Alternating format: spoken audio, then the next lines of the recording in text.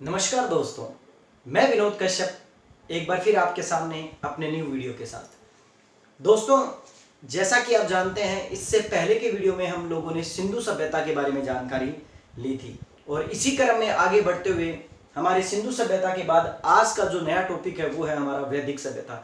लेकिन इसे शुरू करने से पहले दोस्तों, आप सभी के सामने मेरी एक छोटी सी अपील, एक छोटी सी गुजारिश कि जिन बच्चों ने मेरे चैनल को सब्सक्राइब नहीं किया है वो मेरे चैनल को सब्सक्राइब कर लें, साथ ही साथ बेल आइकन को भी दबा लें ताकि मेरे आने वाले जो वीडियोस के नोटिफिकेशन है वो आपको मिलते रहें। तो चलिए दोस्तों, वैदिक सभ्यता शुरू करते हैं। लेकिन वैदिक सभ्यता शुरू करने से पहले मैं आपको थोड़ी सी वैदिक सभ्यता के पीछे के दौर में लेकर चलता हूं ताकि आपको वैदिक सभ्यता के बारे में जो फैक्ट बताने वाला हूं वो आपको थोड़ा समझ में आ जाए। दोस्तों, इससे पहले हमने जब सिंधु सभ्यता की थी तो सिंधु सभ्यता के अंदर हमने पढ़ा था कि सारगोन के अभिलेख के आधार पर, ठीक है दोस्तों, सारगोन के अभिलेख के आधार पर मोंटेगर व्हीलर ने सिंधु सभ्यता का कालक्रम जो था वो बताया था 2500 ईसा पूर्व से लेकर 1500 ईसा पूर्व। तो आपको ये याद रखना पड़ेगा दोस्तों, ये सारगोन के अभिलेख के आधार पर उन्होंने बताया था। क्यों मैं ऐसा क्यों बता रहा हूं?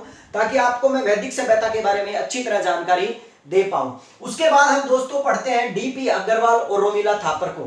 जब डीपी अग्रवाल और रोमिला थापर ने जब सिंधु सभ्यता से प्राप्त होने वाली या हड़प्पा सभ्यता से प्राप्त होने वाली पुरातत्व की सामग्रियों का जब अध्ययन किया तो उस अध्ययन के आधार पर रोमिला थापर और डीपी अग्रवाल ने इस सभ्यता की जो तिथि थी वो बताई थी 2350 ईसा पूर्व से लेकर 1750 ईसा पूर्व। लेकिन अब मैं आपको ये बात क्यों बता रहा हूं? मैं इसलिए ये बात बता रहा हूं दोस्तों कि जो सारगोन के अभिलेख के आधार पर मोंटेगर व्हीलर के द्वारा जो कालक्रम निर्धारित किया गया था सिंधु सभ्यता का, उस सिंधु सभ्यता के जस्ट बाद ही हमारे पास जिस सभ्यता के बारे में हम पढ़ रहे हैं या पढ़ेंगे, जिसका नाम वैदिक सभ्यता है, उसका कालक्रम शुरू होता है 1500 ईसा पूर्व से लेकर और वो चलती है कब तक? 600 ईसा पूर्व तक।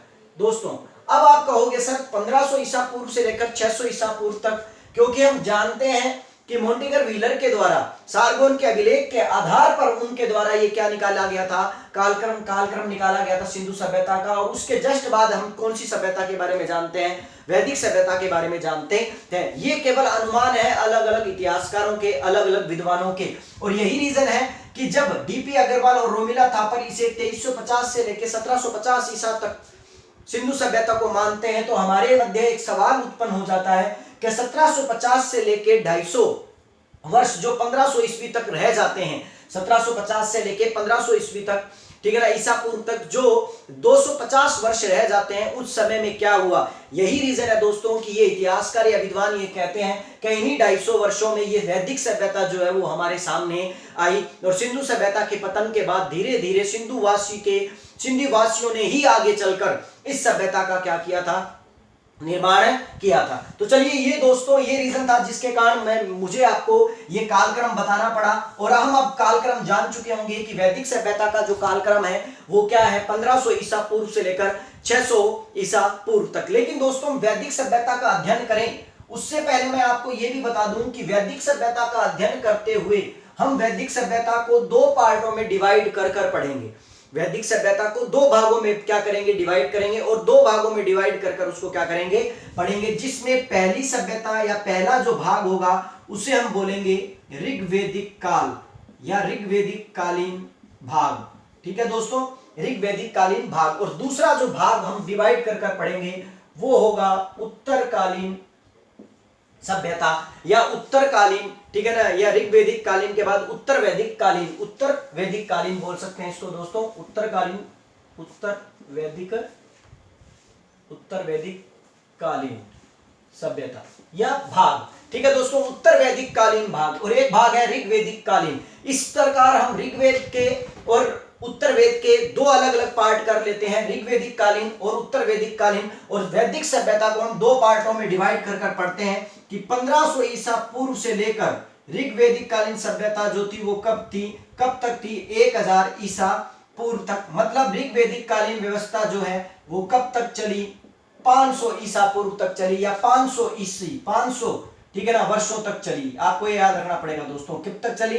500 वर्षों तक चली। और उसके जस्ट बाद हम 1000 ईसा पूर्व से लेकर उत्तर वैदिक काल का समय मानते हैं 600 ईसा पूर्व तक। तो इसका मतलब आप समझ गए होंगे दोस्तों कि ये 500 वर्ष चलने वाली व्यवस्था थी और ये जो भाग जो था ये 400 वर्ष चला। और उसके बाद आप जानते हो 6ठी शताब्दी ईसा पूर्व के अंदर हमारे पास बड़े बड़े जो कबीले, जो छोटे छोटे कबीले जो थे वो बड़े बड़े कबीलों में परिवर्तित होते हुए हमें जनपदों में, और जनपदों के बाद हमें महाजनपदों में उनका निर्माण होते हुए दिखाई देने लगा। और इसी दौरान जो है वो क्या है, अलग अलग कई धर्म भी हमारे सामने नजर आने शुरू हो गए थे, जिनमें जैन, बौद्ध, जिनका बहुत पहले से ही अस्तित्व था, लेकिन वो नजर में हमारे जो है वो 6ठी शताब्दी ईसा पूर्व के करीब ज्यादा आना शुरू हो गया था। तो ये एक कालक्रम है दोस्तों, जिस कालक्रम के आधार पर हम पहला भाग जो पढ़ेंगे वो पढ़ेंगे ऋग्वैदिक काल का, और दूसरा भाग जो पढ़ेंगे हम पढ़ेंगे उत्तर वैदिक काल का। अब आपके सामने एक प्रश्न उपज रहा होगा दोस्तों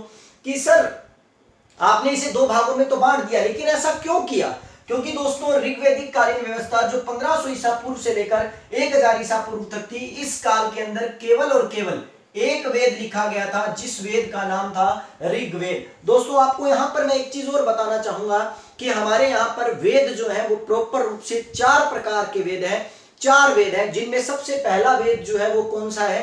ऋग्वेद, जिसे सबसे प्राचीन वेद भी माना जाता है, ठीक है ना, और कहा जाता है। और उसके बाद उत्तर वैदिक काल के अंदर बचे हुए 3 वेद लिखे गए, जिनमें सेकंड नंबर पर जो वेद आता था उसका नाम था यजुर्वेद, और थर्ड नंबर पर जो आता था वो आता था सामवेद, और चौथे नंबर पर जो वेद था वो था अथर्ववेद। इसका मतलब जब ऋग्वेद लिखा गया तो उस वक्त बाकी तीनों वेदों की रचना नहीं हुई थी, और ये वैदिक जो सभ्यता थी या ये जो काल था, ये काल केवल और केवल किसके आधार पर चला? ऋग्वेद काल के आधार पर चला। और ये काल जो है वो कितने लंबे अरसे तक चला?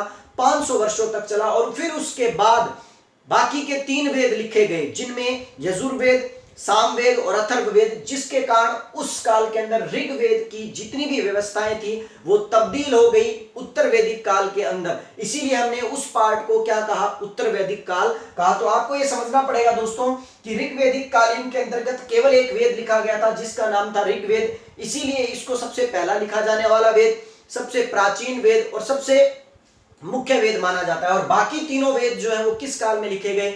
उत्तर वैदिक काल के अंदर लिखे गए, जो 1000 ईसा पूर्व से लेकर कब तक थी? 600 ईसा पूर्व तक थी। अब दोस्तों ये विभाजन आपको समझ में आ गया, तो अब आप हमारे टॉपिक को समझने में आपको ज्यादा दिक्कत नहीं आएगी। और वो क्या है दोस्तों?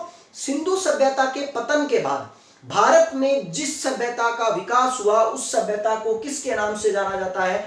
वैदिक सभ्यता के नाम से जाना जाता है। यहां याद रखिएगा दोस्तों कि सिंधु सभ्यता के पतन के बाद अगर हमें किसी भी सभ्यता के प्रमाण प्राप्त होते हैं या कोई भी सभ्यता अपने आप में विकसित हुई है, तो वो कौन सी हुई है? वैदिक सभ्यता है। और इसीलिए दोस्तों वैदिक सभ्यता जो है, इस वैदिक सभ्यता के निर्माताओं में हम किसको लेते हैं? वैदिक सभ्यता के निर्माताओं में हम आर्यों को लेते हैं। अर्थात वैदिक सभ्यता के निर्माता जो है हम किसे मानते हैं? आर्यों को मानते हैं, आर्य थे। लेकिन भारत में आर्यों की पहचान किससे की जाती है? दोस्तों याद रखिएगा, भारत के अंदर आर्यों की जो पहचान है वो नार्डिक प्रजाति से की जाती है। याद रखिएगा दोस्तों, भारत में आर्यों की पहचान जो है वो नार्डिक प्रजाति से की जाती है। और ये नार्डिक प्रजाति कौन है दोस्तों?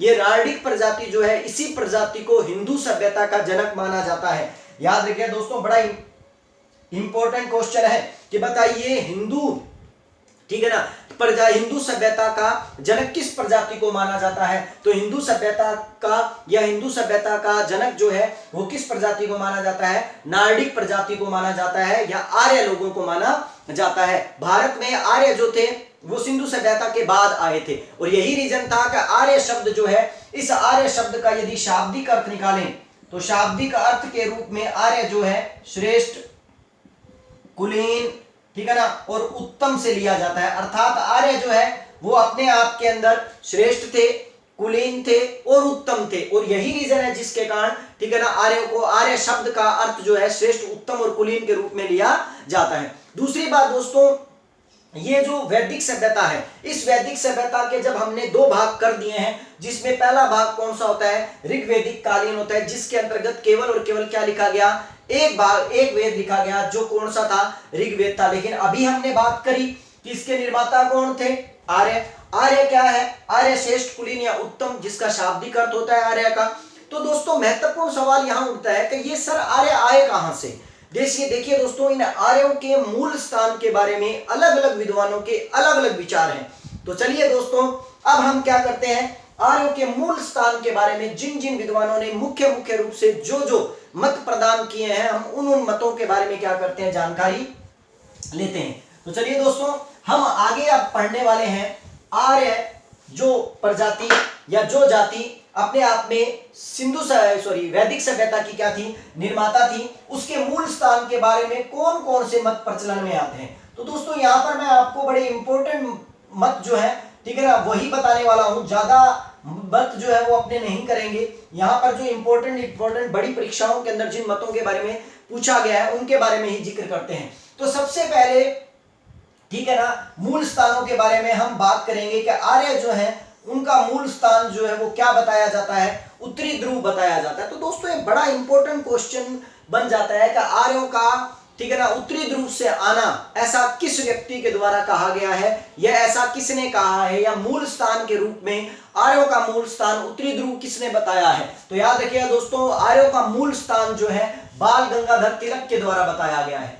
बाल गंगाधर तिलक के द्वारा, बाल गंगाधर तिलक के द्वारा आर्यों का मूल स्थान जो है वो उत्तरी ध्रुव बताया गया है। और आपको ये जानकारी भी यहाँ पर अच्छी तरह लिख लेनी चाहिए या आपको समझ लेनी चाहिए कि बाल गंगाधर तिलक ने अपनी पुस्तक the Arctics home in the Vedas, याद रखिएगा दोस्तों, ठीक है ना, the Arctic home in the Vedas, ये जो किताब है दोस्तों, ये जो पुस्तक है दोस्तों, इस पुस्तक के अंदर बाल गंगाधर तिलक ने स्पष्ट रूप से लिखा है कि आर्य जो है वैदिक सभ्यता के जो निर्माता हैं उनका जो मूल स्थान था वो क्या था, उत्तरी ध्रुव था। तो ये एक बड़ा इंपॉर्टेंट मत हो जाता है दोस्तों। इसी प्रकार इसी क्रम में आगे चलते हुए हम दूसरा मत पढ़ते हैं। तो वो कहा जाता है कि आर्य जो है वो उत्तरी ध्रुव से नहीं थे, बल्कि कहां से थे, तिब्बत से थे। ऐसा मत देने वाले व्यक्ति कौन है, ऐसा मत देने वाले व्यक्ति हमारे देश के अंतर्गत सबसे इंपॉर्टेंट व्यक्ति हैं, जिनका नाम है महर्षि दयानंद सरस्वती। महर्षि दयानंद सरस्वती जी, महर्षि दयानंद सरस्वती जी ने, ठीक है ना, अपनी पुस्तक सत्यार्थ प्रकाश के अंदर ये कहा है कि आर्य जो है जिन्होंने वेदों की रचना की या वैदिक सभ्यता के निर्माता जो थे, वो जो लोग थे, उनका मूल स्थान जो था वो क्या था, तिब्बत था। और आप जानते हो दोस्तों, ये वही दयानंद सरस्वती जी हैं, महर्षि दयानंद सरस्वती जी हैं, जिन्होंने नारा दिया था कि वेदों की ओर क्या चलो, लौट चलो। तो याद रखिए दोस्तों, इन्होंने, ठीक है ना, जो आर्य जो है उनका मूल स्थान क्या बताया है, तिब्बत बताया है। इसके अलावा दोस्तों हम बात करें तो भारत को भी कई विद्वान ऐसे हैं जिन्होंने भारत को भी आर्यों का मूल स्थान बताया है। और भारत के अंदर एक प्रदेश है जिसका नाम है सप्त सैंधव प्रदेश। सप्त सैंधव प्रदेश दोस्तों, सप्त सैंधव प्रदेश का मत जो है देने वाले दो व्यक्ति थे, जिनमें एक व्यक्ति थे जिनका नाम था डॉक्टर संपूर्णानंद। क्या नाम था, डॉक्टर संपूर्णानंद। और दूसरे जो व्यक्ति थे जिनका नाम था डॉक्टर अविनाश चंद्र दास। अविनाश चंद्र दास दोस्तों, अविनाश चंद्र दास ने अपनी पुस्तक ऋग्वेदिक, ठीक है ना, इंडिया के अंदर, याद रखिए दोस्तों, इनकी जो पुस्तक थी जिसका नाम ऋग्वेदिक इंडिया था, इन्होंने अपनी पुस्तक ऋग्वेदिक इंडिया के अंदर ये स्पष्ट बात कही है कि आर्य जो है वो मूल रूप से कहां से आए थे, सप्त सैंधव प्रदेश से आए थे। इसका मतलब ये दोनों के दोनों विद्वान जो है वो आर्यों का मूल स्थान जो है वो किसे बताते हैं, भारत को बताते हैं। और भारत के किस क्षेत्र को बताते हैं, सप्त सैंधव प्रदेश को बताते हैं। लेकिन दोस्तों इसी के साथ यहाँ पर बहुत से और विद्वान भी है जिनके द्वारा आर्यों का मूल स्थान जो है वो किसे बताया गया है, यूरोप को बताया गया है। और यूरोप को बताने वाले मुख्य व्यक्तियों में से आते हैं Sir William Jones. Sir William Jones, तो दोस्तों याद रखिएगा, सर विलियम जोन्स के द्वारा या सर विलियम्स जोन्स के द्वारा आर्यों का मूल स्थान जो है वो किसे बताया गया है, यूरोप को बताया गया है। और इंपॉर्टेंट दोस्तों, यहां पर अलग अलग विद्वानों के द्वारा अलग अलग मत दिए गए हैं, लेकिन इनमें से किसी मत को सर्वमान्य मत नहीं बताया गया है और न ही माना गया है।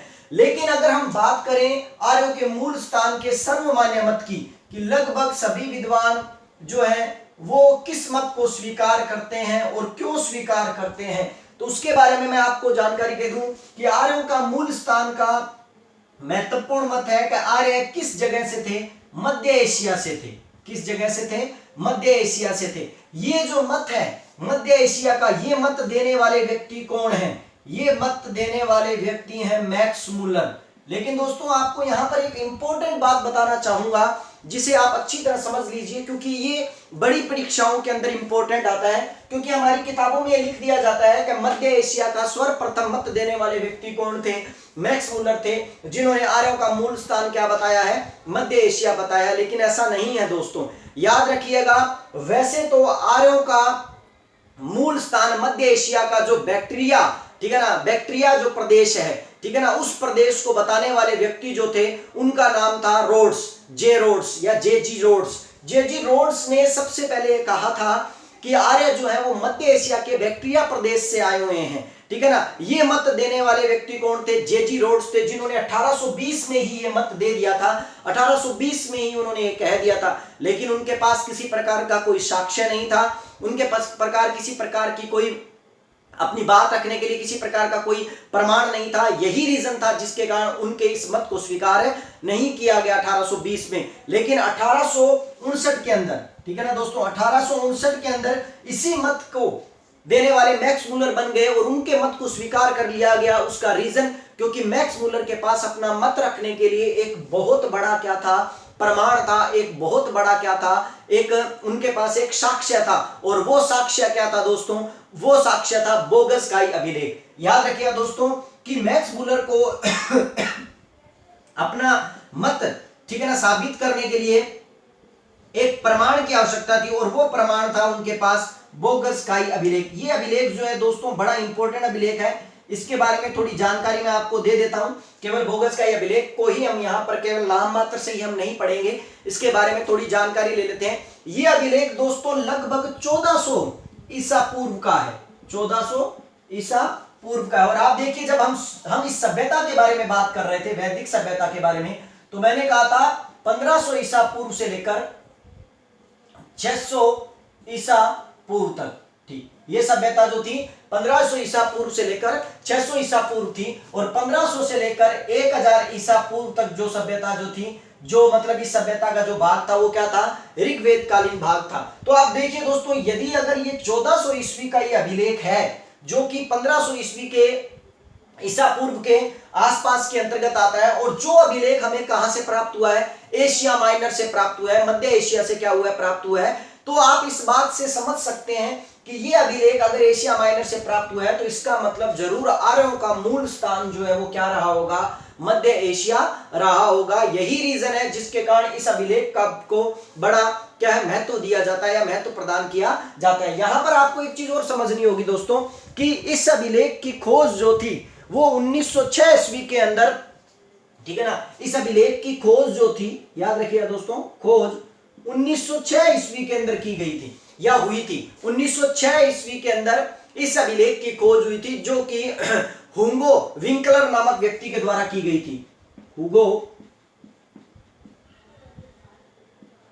विंकलर के द्वारा इसे खोजा गया था, ये जो अभिलेख जो था खोजा गया था। और आश्चर्य आपको जानकर ये होगा कि ये मिट्टी की पट्टिकाओं पर लिखा हुआ था। याद रखिएगा दोस्तों, बोगसकाई अभिलेख जो है वो किसके द्वारा खोजा गया, हुगो विंकलर के द्वारा सन 1909 में खोजा गया था। और यह जो था मिट्टी की पट्टिकाओं पर प्राप्त हुआ था, जिसके कारण बाद में मैक्स मुलर ने क्या किया था, इस मत को मतलब इस मत को दे तो दिया था, लेकिन बाद में इस मत को और अधिक क्या हो गया था, मतलब उनको आधार प्रदान हो गया था। यहां पर आपको थोड़ा सा एक चीज और जाननी पड़ेगी दोस्तों, कि मैं थोड़ा यहां पर आपको केवल ये बता देता हूं कि हुगो विंकलर के द्वारा इस बोगसकाई अभिलेख की क्या की गई थी, खोज की गई थी। इस अभिलेख के बारे में आपको बता दूं दोस्तों, ये अभिलेख जो है अपने आप के अंदर एक संधि पत्र के रूप में ज्यादा विख्यात है। दोस्तों थोड़ा समझने लायक बात है ये कि अपने आप के अंदर ये अभिलेख जो है वो अभिलेख एक संधि पत्र के रूप में ज्यादा प्रचलन में आता है। ये क्यों है ऐसा, क्योंकि ऐसा कहा जाता है कि इनके अंदर हित्ती जाति व मित्ती जातियों के बीच एक संधि हुई थी, जिस संधि को लेकर ही ये लोग जो हैं वो क्या करते हैं, इसको बताते हैं, इसका प्रमाणित करते हैं कि इस अभिलेख के अंदर एक हित्ती जाति थी और एक मित्ती जाति थी, जिनके द्वारा क्या था, मतलब ना एक संधि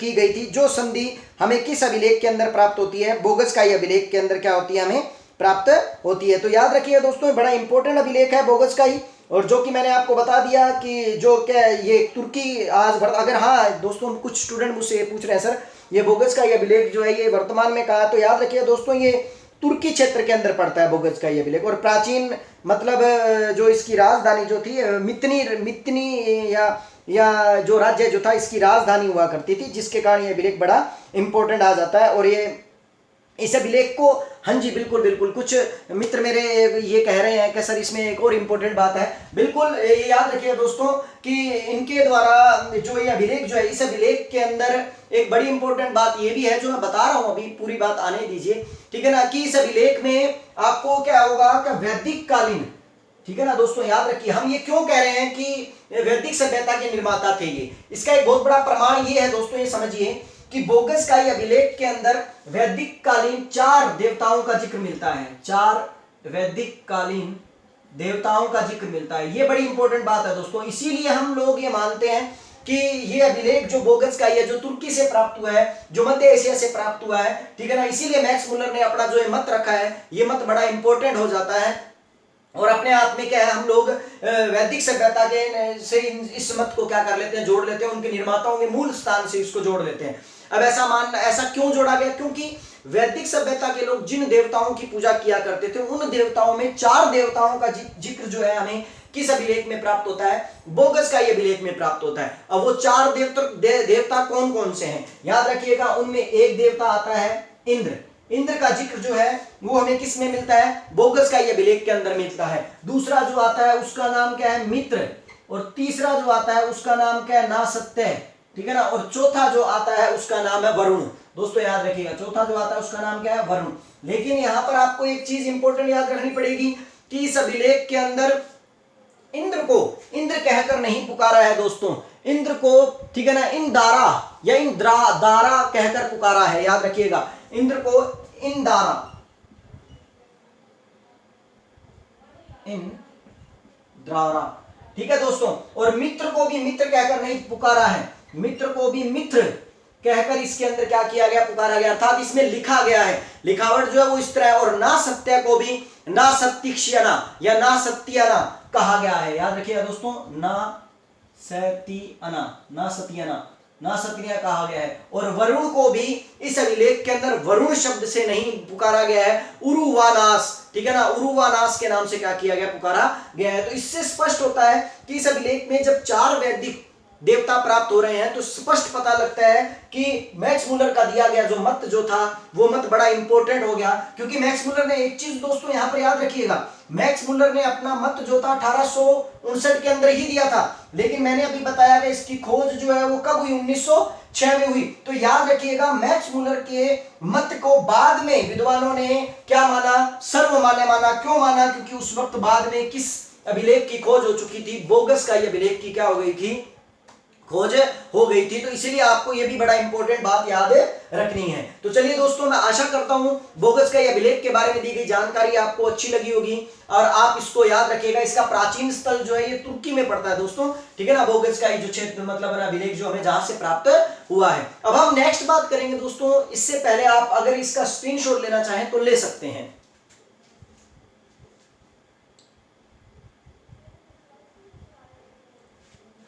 चलिए दोस्तों, अब थोड़ा सा मुझे पता है दोस्तों आपके दिमाग के अंदर शायद एक सवाल उठ रहा होगा और नहीं उठ रहा, तब भी मैं आपको इस तरफ लेकर जाना चाहूंगा ताकि आप इसको बड़ा आसानी से और बड़ा इत्मीनान से इसे समझ पाएं। दोस्तों मैं आपको यहाँ पर समझाने से पहले वैदिक सभ्यता को और वैदिक सभ्यता के ऋग्वेद काल को समझाने से पहले मैं आपको एक बार वैदिक साहित्यों के बारे में थोड़ा सा बताना चाहूंगा, क्योंकि यहाँ पर बहुत से लोग पजल होते हैं कुछ अलग अलग नामों को लेकर, ठीक है ना। दोस्तों एक चीज बड़ा इंपॉर्टेंट याद रखिए, वैदिक साहित्य कौन कौन से हैं। पहले तो आपको ये याद रखना है, वैदिक साहित्यों में वेद, ब्राह्मण ग्रंथ, आरण्यक, उपनिषद जिन्हें वेदांत भी कहा जाता है, ये सभी जो है वैदिक साहित्य हैं। याद रखिएगा दोस्तों, अगर वैदिक साहित्य की बात करूं तो वेद जो है वो क्या है, वैदिक साहित्य है, ठीक है ना, ये याद रखना। ब्राह्मण ग्रंथ जो है, ब्राह्मण ग्रंथ जो है वो क्या है, वैदिक साहित्य है, ये भी याद रखिए। उसके अलावा बात करें तो आरण्यक ग्रंथ जो है वो भी क्या है, आरण्यक ग्रंथ जो है वो भी क्या है, वैदिक साहित्य है। और फिर उसके बाद बात करें तो उपनिषद क्या है, उपनिषद जिन्हें वेदांत भी कहा जाता है, क्यों, क्योंकि वेदों के अंत में लिखे गए हैं इसलिए इन्हें वेदांत कहा गया है, तो याद रखिएगा वेदांत, ये भी क्या है, वैदिक साहित्य है। अब आप कहोगे सर फिर इसका मतलब इसके बाद क्या हुआ, देखो इसके बाद दोस्तों वैदिक साहित्य के साथ ही एक वर्ड और आता है जिसे कहा जाता है सूत्र साहित्य। क्या कहा गया है दोस्तों, सूत्र साहित्य। अब आपको यह समझना है कि ये क्या है दोस्तों। इसके बाद सूत्र साहित्य आता है जो वैदिक साहित्य का भाग नहीं है, पर वैदिक साहित्य को समझने के लिए जरूरी है, याद रखना ही, याद रखना दोस्तों। सूत्र साहित्य क्या है, हालांकि सूत्र साहित्य जो है वो वैदिक साहित्य का भाग नहीं है, लेकिन यदि आप वैदिक साहित्यों को समझना चाहते हो, वेदों को समझना चाहते हो, ब्राह्मण ग्रंथ को समझना चाहते हो, आरण्यक ग्रंथ को समझना चाहते हो, उपनिषद को समझना चाहते हो या वेदांत को समझना चाहते हो, तो उसके लिए पहले आपको किसको समझना पड़ेगा, सूत्र साहित्य को समझना पड़ेगा। अर्थात वैदिक साहित्य को, ठीक है ना, जानना है तो आपको सूत्र साहित्य को जानना पड़ेगा। और इस सूत्र साहित्यों के रूप के अंदर हम सबसे इंपॉर्टेंट भाग जो लेते हैं वो लिया जाता है किसको, वेदांग को। क्यों, क्योंकि आप सोच के देखो किसी व्यक्ति के अंगों को यदि आप जान जाओगे तो ऑटोमेटिक उस व्यक्ति को भी क्या हो जाओगे, पहचान जाओगे। वैसे ही वेदों के अंगों को यदि आप जान गए, सूत्र साहित्य को यदि आप जान गए, क्योंकि सूत्र साहित्य का मुख्य रूप क्या है, वेदांग। और वेदांग जो है वो कितने प्रकार के हैं, 6 प्रकार के। यदि आप इन्हें जान गए तो आपको वैदिक साहित्य पढ़ने में किसी भी प्रकार की कठिनाई नहीं होगी, वैदिक साहित्य को समझने में किसी प्रकार की कठिनाई नहीं होगी। और इसीलिए ये दोनों चीजें बड़ी इंपॉर्टेंट है, ये बताना जरूरी था और मैंने आपको बताया। लेकिन यहां पर एक चीज और याद रखिए दोस्तों कि यहां पर अगर हम ये कहें कि सर वेदों की भाषा कौन सी है, तो याद रखिएगा वेदों की भाषा जो है वो क्या है, संस्कृत है, ठीक है ना दोस्तों। याद रखो वेदों की भाषा जो है वो क्या है, संस्कृत है। लेकिन अगर क्वेश्चन ये आ जाए कि सर वेदों की लिपि क्या है, ठीक है ना, तो वेदों की लिपि संस्कृत नहीं है दोस्तों, वो क्या है, ब्रह्मी है। याद रखिएगा वेदों की भाषा जो है वो संस्कृत है और वेदों की लिपि जो है वो क्या है, ब्रह्मी है। एक चीज, अब ये तो हो गए वैदिक साहित्य और सूत्र साहित्य, याद रखिएगा दोस्तों वैदिक साहित्य और सूत्र साहित्य। लेकिन इसके अलावा एक और ग्रंथ होते हैं जिन्हें कहा जाता है अनुकर्मणिक ग्रंथ या अनुकर्मणी ग्रंथ, अनुकर्मणी ग्रंथ। अब आप कहोगे सर ये क्या है, दोस्तों इसको भी समझ लीजिए, क्योंकि नेट जैसी परीक्षाओं में, फर्स्ट ग्रेड जैसी परीक्षाओं में और उससे बड़ी अधिक परीक्षाओं के अंदर जेआरएफ में भी ये चीजें कई बार पूछ ली जाती हैं। तो अनुकर्मणिक ग्रंथ क्या है, देखो जब हम इसको यूं समझ लिए कि वैदिक जब संहिताओं में, ठीक है ना, अशुद्धि हुआ करती थी, उसको रोकने के लिए वैदिक संहिताओं में अशुद्धियों को रोकने के लिए इन ग्रंथों को क्या किया गया था, लिखा गया था। तो याद रखिएगा दोस्तों वैदिक संहिता में, वैदिक संहिताओं में अशुद्धियों को रोकने के लिए इन ग्रंथों को लिखा गया था। और कहते हैं कि शौनक ने ऋग्वेद की शुद्धता हेतु 10 अनुकर्मित ग्रंथ क्या किए थे, लिखे थे। याद रखिएगा दोस्तों कि शौनक नामक व्यक्ति के द्वारा, ठीक है ना, क्या है, ऋग्वेद की, ठीक है ना, शुद्धता के लिए कि ऋग्वेद जो है वो अशुद्ध ना रहे या उसमें किसी प्रकार की मतलब ना अशुद्धता ना रहे, तो उनके द्वारा 10 जो है वो कौन से ग्रंथ लिखे गए थे, अनुकर्णिक ग्रंथ लिखे गए थे। तो यहां पर क्वेश्चन यूं आ सकता है दोस्तों कि बताइए ऋग्वेद को शुद्ध बनाए रखने के लिए किन ग्रंथों की रचना की गई थी। तो याद रखिए अनुकर्मणिक ग्रंथों की रचना की गई थी। वेदों को शुद्ध बनाए रखने, ये वैदिक संहिताओं को शुद्ध बनाए रखने के लिए किन की रचना की गई थी, अनुकर्मणिक ग्रंथों की रचना की गई थी। और ऋग्वेद पर टोटल कितने अनुकर्मणिक ग्रंथ लिखे गए हैं शौनक के द्वारा, 10 अनुकर्मणिक ग्रंथ लिखे गए हैं। चलिए दोस्तों आशा करता हूं ये जानकारी आपको अच्छी लग रही होगी। इसके साथ हम हमारा दूसरा पार्ट जो है, दूसरा पार्ट का मतलब हमारा जो आगे जिस क्रम में हम आगे बढ़ रहे हैं उसके अंतर्गत हम ऋग्वैदिक कालीन सभ्यता के बारे में जानकारी लेनी है कि क्योंकि हमने 2 पार्टों को उसके अंदर क्या किया था, डिवाइड किया था। तो आप इसका स्क्रीनशॉट लेना चाहें तो ले सकते हैं दोस्तों, स्क्रीनशॉट ले लीजिए इसको, ठीक है।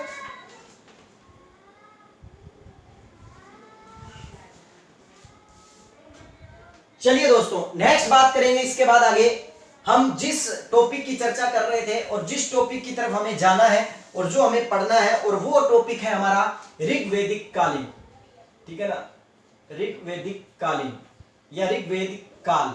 ऋग्वैदिक काल जिस काल के बारे में हम बात कर रहे थे, ठीक है ना, जो काल कब से कब तक होता है, जो काल 1500 ईसा पूर्व से लेकर कब तक होता है, 1000 ईसा पूर्व तक। और इस काल में आपके पास केवल और केवल एक ही वेद लिखा गया, जिस वेद का नाम था ऋग्वेद।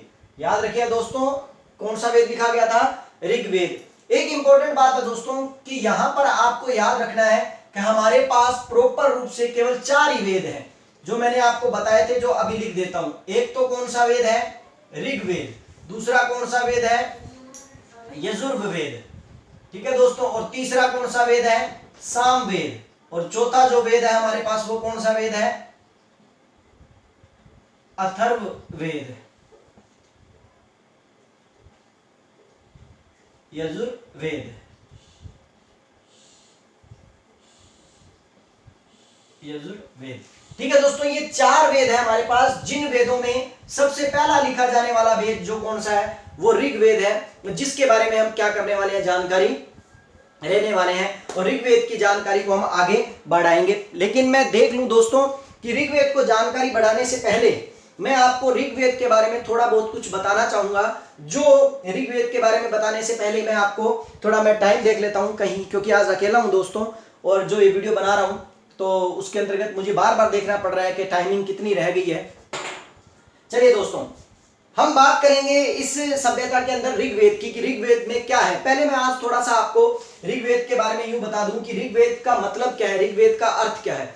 दोस्तों, छंदों व चरणों से युक्त जो मंत्र जिस मतलब है ना ग्रंथ में है, उसे ऋग्वेद कहा जाता है। याद रखिए दोस्तों, ऋग्वेद जो है वो अपने आप में क्या है, छंदों और चरणों से युक्त ग्रंथ को ऋग्वेद कहा जाता है। इसका शाब्दिक अर्थ है छंदों और चरणों से युक्त। ये कहने का मतलब ये, इस ऋग्वेद के अंदर कुल जो मंत्र हैं, याद रखिए दोस्तों, इस ऋग्वेद में कुल मंत्र जो है 10,552 मंत्र हैं, ठीक है दोस्तों।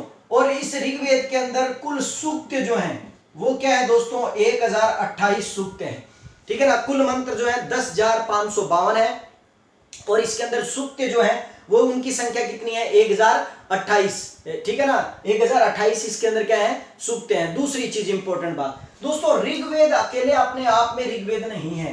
ऋग्वेद जैसे ग्रंथ की एक समानता लिए हुए एक ग्रंथ और है। यहां पर मैं आपको बताना चाहूंगा कि एक ईरानी ग्रंथ है जिसका नाम है जैन अवेस्ता, ठीक है ना। ये एक ईरानी ग्रंथ है दोस्तों, जैन अवेस्ता। इसी ईरानी ग्रंथ की जैन अवेस्ता के साथ क्या की गई है, ऋग्वेद के साथ इसकी क्या की गई है, मतलब समानता मानी जाती है कि ये दोनों ग्रंथ जो है आपस के अंदर क्या है, समान है। और उसके अंतर्गत एक और बड़ी बात आती है दोस्तों, ये दोनों के दोनों ग्रंथ जो है जिस भाषा में लिखे गए हैं वो भाषा भारोपीय है। याद रखिए दोस्तों, वो भाषा क्या है, भारोपीय। भारोपीय का मतलब होता है इंडो यूरोपियन, ठीक है ना, ये याद रखना, इंडो यूरोपियन। तो जैन अवेस्ता और ऋग्वेद आपस के अंदर दो समानता लिए हुए बड़े ही इंपॉर्टेंट क्या है, ग्रंथ है। और ऋग्वेद में संग्रहित मंत्रों को एक चीज याद रखिए दोस्तों, मैंने कहा कि कुल मंत्र इसमें कितने हैं, 10,552। तो याद रखिएगा, ऋग्वेद में संग्रहित मंत्रों को कभी मंत्र नहीं कहा जाता, उन मंत्रों को क्या कहा जाता है, ऋचा कहा जाता है। ये भी इंपॉर्टेंट क्वेश्चन है दोस्तों कि ऋग्वेद के अंदर संग्रहित मंत्रों को क्या कहा गया, ऋचा। और एक और इंपॉर्टेंट बात है दोस्तों कि ये ऋचा जो है ये किस में लिखी हुई होती है, पद्य में लिखी हुई होती है, क्योंकि मंत्र आप जानते हो दोस्तों पद्य में ही होते हैं, तो पद्य में वर्णित की गई, तो इसलिए आपको ये भी बड़ा इंपॉर्टेंट याद रखनी पड़ेगी। अब बात आती है कि सर चलो मंत्र पता लग गया, ऋचा पता लग गई, ऋचा का मतलब मंत्र होता है जो पद्य भाग में लिखे गए हैं, लेकिन सूक्त का अर्थ होता है दोस्तों, सूक्त का मतलब क्या होता है, ऋग्वेद को सूक्तों में ही लिखा गया है, ठीक है ना। उसके अंदर अनेक कई सूक्त हैं जिनके बारे में हम आगे जिक्र करेंगे कि और कौन कौन से सूक्त आते हैं ऋग्वेद में। अनेक सूक्त आते हैं, जैसे नदी सूक्त है जिसमें नदियों के बारे में बताया गया है, विवाह सूक्त है जिसमें विवाह की जानकारी दी गई है, ठीक है ना, विवाह के मंत्रों के बारे में बताया गया है। वैसे ही क्या है कि ऋग्वेद जो है सूक्तों में ही लिखा गया है। इस सूक्तों का अर्थ क्या होता है, जिसका अर्थ होता है आदर्श, अच्छा आदर्श, ठीक है ना। सूक्त का मतलब होता है अच्छा और आदर्श। तो इसलिए याद रखिए ऋग्वेद बड़ा इंपॉर्टेंट मतलब बना क्या रह जाता है, मतलब बना वेद रह जाता है। यहां पर मैंने आपको ये चीज शुरू में ही बता दी थी दोस्तों कि अगर ये कहें कि वेदों में सबसे प्राचीन वेद या सबसे पुराना वेद कौन सा है? तो आप क्या बोलोगे? वेदों में सबसे प्राचीन वेद या सबसे पुराना वेद जो है वो कौन सा है? ऋग्वेद है। याद रखिए दोस्तों, वेदों में सबसे पुराना वेद एवं प्राचीन वेद कौन सा माना गया है? ऋग्वेद माना गया है। और एक इंपॉर्टेंट और जानकारी दोस्तों, ऋग्वेद जो है, ऋग्वेद के बारे में आपको बता दूं कि ऋग्वेद को भुर्ज वृक्ष की छाल पर, ठीक है ना, लिखा गया था। भुर्ज वृक्ष की छालों पर लिखा गया था। यहां पर एक चीज बता दूं कि भुर्ज वृक्ष की छाल पर लिखित एक पांडुलिपि जो है हमें प्राप्त हुई है, जो हमें कहां से प्राप्त हुई है? कश्मीर से। याद रखिए दोस्तों, भुर्ज वृक्ष की छाल पर, वृक्ष की छाल पर, ठीक है ना, लिखी एक पांडुलिपि जो है वो हमें कहां से प्राप्त हुई है? कश्मीर से प्राप्त हुई है दोस्तों, ठीक है ना।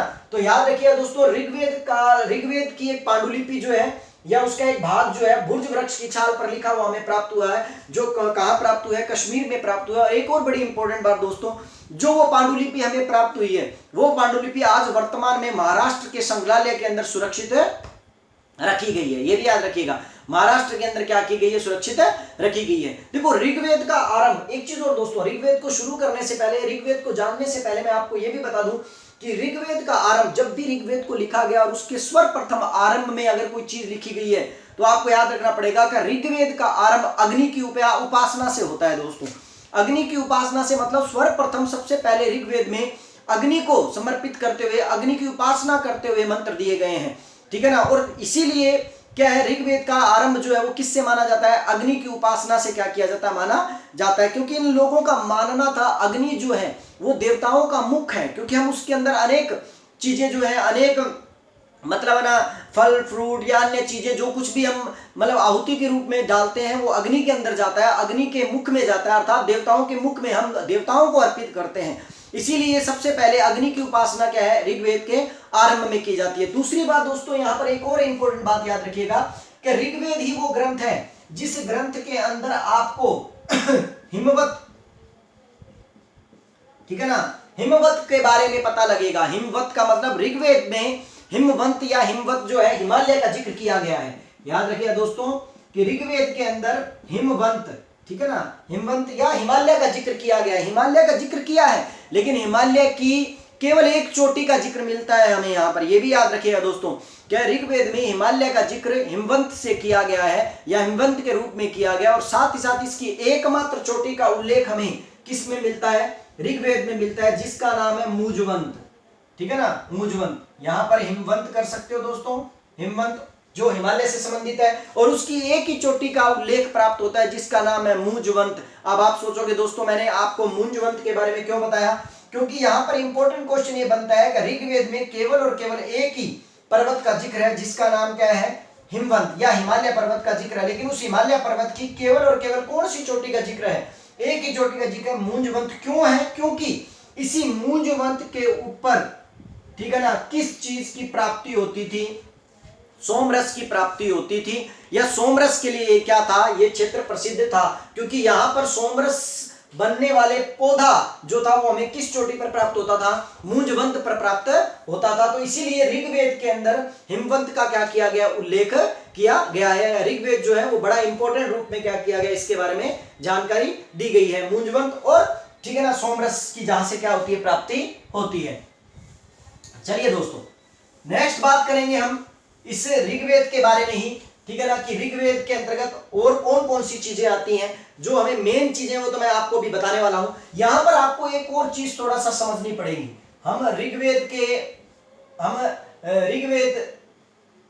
के मंडल पढ़ने से पहले ऋग्वेद की शाखाओं के बारे में जानकारी ले लेते हैं कि ऋग्वेद की कितनी शाखाएं हैं। दोस्तों यहां पर इंपॉर्टेंट बात याद रखिएगा कि ऋग्वेद की टोटल कितनी शाखाएं हैं? 21 शाखाएं हैं।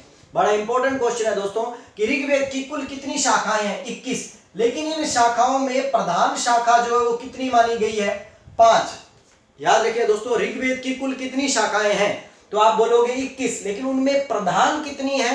5, जिनमें 3 केवल पठनीय है या पाठ मतलब योग्य तो नहीं कह सकते क्योंकि योग्य तो ये सारी हैं, पाठ उपयोगी हैं। याद रखिएगा, इनमें केवल 3 पाठ उपयोगी हैं। तो मैं आपको बता दूं दोस्तों ये 5 प्रधान कौन कौन सी है। नंबर 1 तो सबसे पहली आती है शाक्कल, ठीक है ना दोस्तों, सबसे पहली क्या आती है? शाक्कल। ये 5 शाखाएं हैं दोस्तों जो मतलब वर्तमान में आपको बताऊंगा उसके बाद आती है वाष्कल। ठीक है दोस्तों, याद रखिए ऋग्वेद की कुल कितनी शाखाएं हैं, 21 शाखाएं हैं, जिसमें प्रसिद्ध कितनी है, या मतलब है ना अपने आप में प्रधान, प्रसिद्ध तो नहीं कह सकते, प्रधान कितनी है, 5 है, जिनमें एक कौन सी आती है, शाकल, और दूसरी जो आती है वो कौन सी आती है, वाष्कल, और तीसरी जो आती है वो कौन सी आती है, आश्वल्यन, आश्वल्यन, आश्वल्यन, आश्वल्यन, और चौथी जो आती है उसका नाम क्या है, संखायन। ठीक है दोस्तों, संखायन, और पांचवी जो अंतिम आती है उसका नाम क्या है, ठीक है ना, मांडुक्य, मांडुक्य।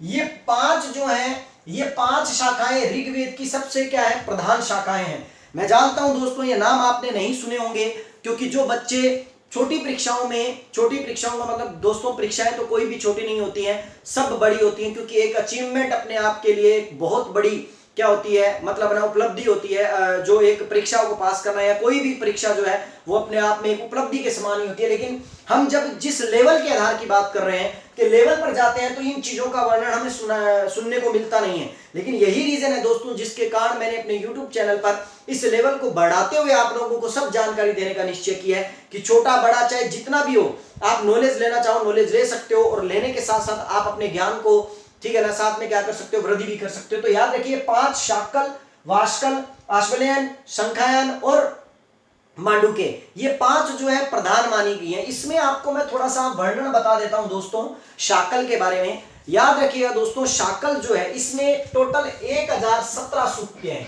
अब मैं टॉपिक पर आ रहा हूं दोस्तों, यहां पर बड़ा गहनता से समझ लीजिएगा, क्योंकि इन सब से मिलकर ऋग्वेद बना, यूं समझ लीजिए आप। और शाकल के अंदर 1017 सूक्तें हैं, ठीक है ना। और याद रखिएगा ऋग्वेद संहिता इसी की शाखा है। मतलब कहने का तात्पर्य यह है कि अगर ऋग्वेद, ठीक है ना, ऋग्वेद संहिता को हम पढ़ रहे हैं, ऋग्वेद की शाखाओं को नहीं, हम ऋग्वेद की संहिता को पढ़ रहे हैं, तो वो जो है वो किसके अंतर्गत आती है, शाकल के अंतर्गत आती है। और उसके अंदर 1017 सूक्तें हैं दोस्तों, ठीक है ना। और ऋग्वेद से जुड़ी एकमात्र अगर कोई जीवित शाखा है तो वो ये है। याद रखिएगा दोस्तों, ऋग्वेद से जुड़ी अगर एकमात्र कोई जीवित शाखा है तो वो कौन सी है, शाकल है, जिसमें 1017 सूक्तें क्या है, दिए गए हैं।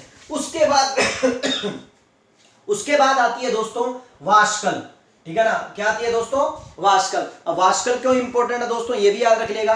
वाष्कल, इसमें कुल 56 सूक्तें हैं दोस्तों, याद रखिएगा। इसमें कितने सूक्तें हैं, 56 सूक्तें हैं। लेकिन मुख्य मुद्दा ये है कि वाष्कल हमें वर्तमान में क्या नहीं है, प्राप्त नहीं है। लेकिन मतलब कहने का अर्थ ये उपलब्ध नहीं है, लेकिन ये उपलब्ध नहीं है। तो इसका वर्णन तो मिलता है हमें कि वाष्कल में टोटल 56 सूक्तें हैं, 56 क्या है सूक्तें हैं, लेकिन ये हमें क्या नहीं है, उपलब्ध नहीं है। तो उपलब्ध नहीं है तो 56 सूक्तें भी हमारे पास नहीं है। अब बात आती है तीसरी इंपॉर्टेंट, सबसे बड़ी इंपॉर्टेंट चीज की, जिसका नाम है बालखिल्य, जिसे परिशिष्ट भी कहा जाता है। क्या कहा जाता है, परिशिष्ट, बालखिल्य या परिशिष्ट।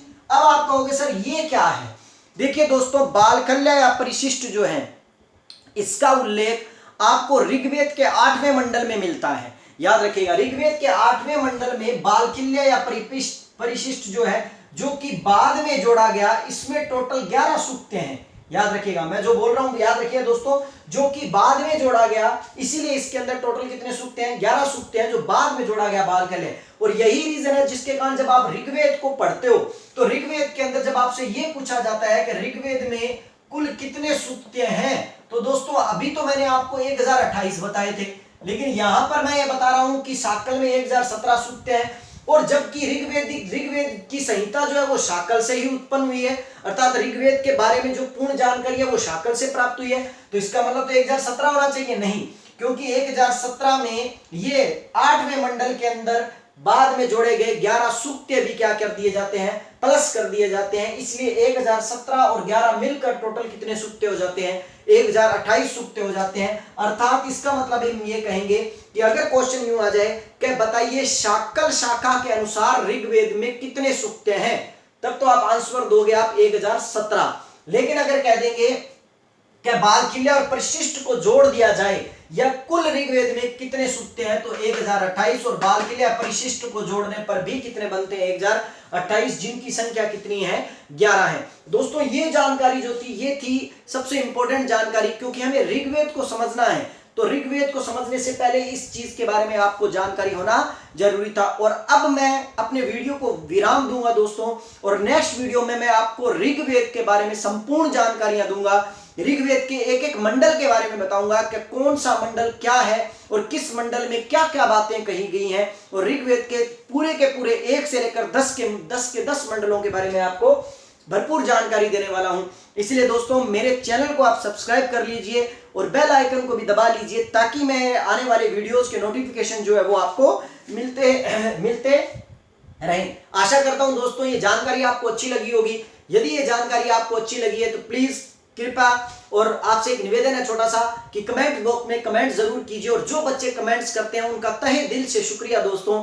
दिल से मैं आप लोगों का क्या है शुक्रिया करता हूं, और आप लोगों को बहुत अधिक क्या करता हूं, मिस भी करता हूं, मेरे पुराने बच्चों को भी जो मेरे से पढ़ चुके हैं, और इस समय जो मतलब है ना लॉकडाउन लगा हुआ है, कोरोना के कारण क्लासेस लग नहीं रही है, तो उनको काफी मैं मिस भी कर रहा हूं। तो धन्यवाद दोस्तों, आज की वीडियो के लिए इतना ही काफी है, और नेक्स्ट वीडियो में आना न भूलें, नेक्स्ट वीडियो को देखना न भूलें, क्योंकि मैं नेक्स्ट वीडियो में डालने वाला हूं ऋग्वेद के 10 के 10 मंडल की जानकारी, जो आपको कहीं भी किसी भी यूट्यूब चैनल के अंदर पूर्ण रूप से 10 के 10 के मंडल के बारे में जानकारी नहीं देगा। तो मिलते हैं दोस्तों नेक्स्ट वीडियो में। धन्यवाद।